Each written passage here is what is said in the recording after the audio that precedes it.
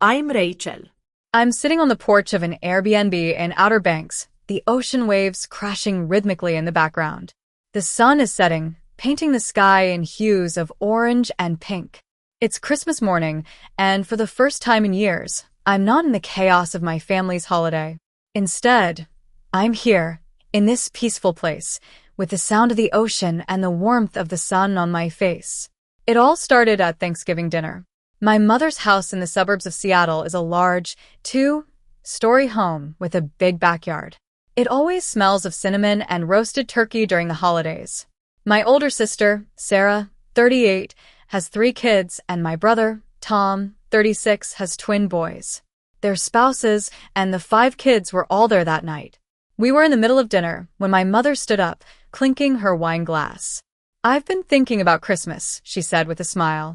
"Sarah and her husband, Mark, deserve that cruise they've been talking about. Tom, I know your in-laws want to see the twins. So, Rachel, you'll stay here with the kids, just like every year." Before I could say a word, Sarah slid her phone across the table. "I already printed the kids' allergy list for you." I looked at the list: Emily's dairy allergy, Jake's asthma medication, and the twins' bedtime routine, all color-coded and laminated. I took a deep breath and said, "Actually, I have plans this Christmas." The table went silent. Then my mother said, "Plans? What plans? You don't have a family of your own, so it's perfect for you to watch the kids." That night, as I drove home, I thought about my trip.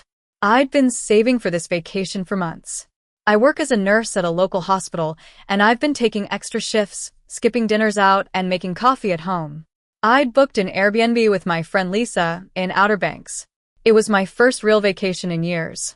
Over the next few weeks, my mother kept sending me messages in the family group chat about the kids' schedules.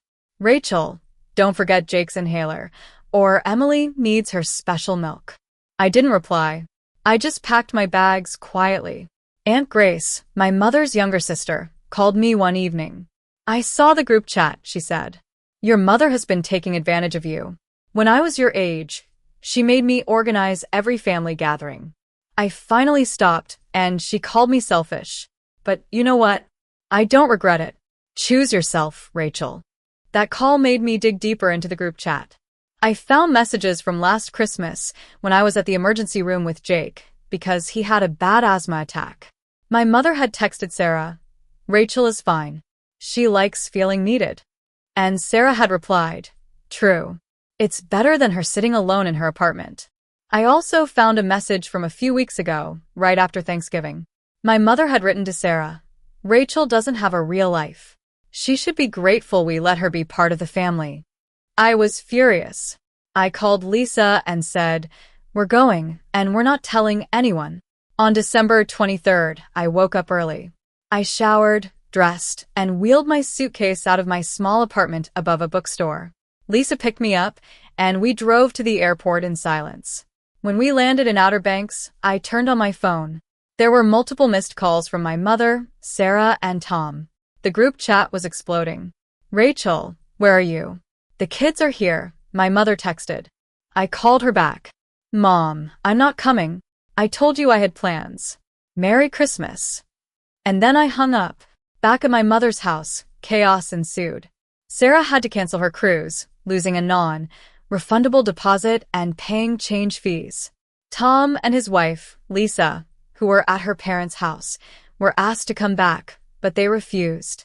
On Christmas Day, we had the family video call, as usual. When my face appeared on the screen, my mother said, "Oh, look who decided to show up, from a beach, no less."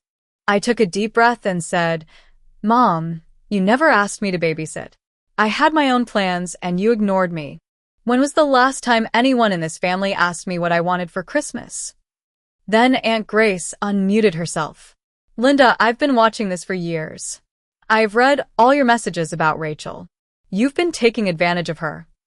And she started reading the messages from the group chat. The silence on the call was deafening.